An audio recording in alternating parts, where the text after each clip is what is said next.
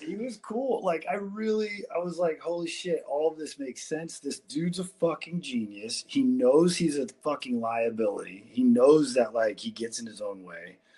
So he's aware of it all. He's like very, like, he was just so honest about the fact that he's probably going to fuck up again. And he's constantly trying to not fuck up, but like, here it comes. Like, that's DMX in a nutshell. This dude everyone else is a fucking actor. You know what I mean? Like, this dude is DMX, and he's not like pretending to be something for like fame. He's just fucking DMX, you know? And you got the raw DMX. You're not getting the cracked out 50 blunts in, no, couple of bottle of vodka. You got the raw. By the end of the day, he had been drinking plenty of Hennessy and smoking weed. Oh, okay. He's fresh out like that. Okay. Oh, yeah. No, I mean, like, they picked him up. It's like your guy gets out of jail. You bring him food and booze, you know? Like, of course. I imagine so.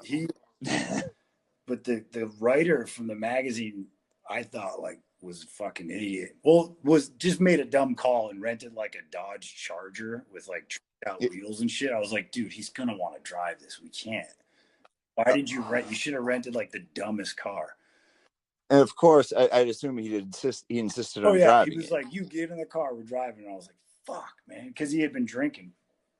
Jeez. And the other guys wouldn't get in the car. And I was like, well, here we go. And like, he's like, you're getting in the car. Like, I'm with God, you know, like, you're protected. I was like, yeah, okay.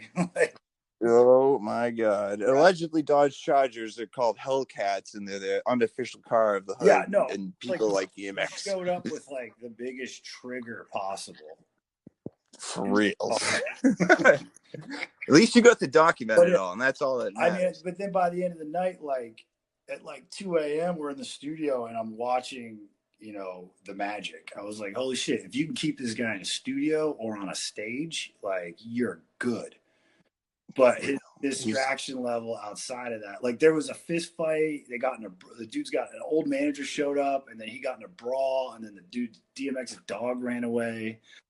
Cops came. We were like, the writer and the video guy wanted to leave, and I was like, I haven't really got to shoot much because it's just been chaos, and like, I'm still feeling out who I'm going to offend with my camera.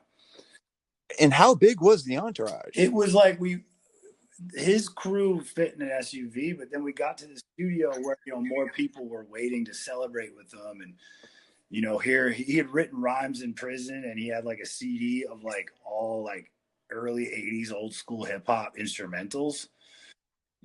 I got to sit there. I started shooting photos of him in the studio, and he was like rapping over Fat Boy's beats and like, whoa. And I was dying. It was so sick.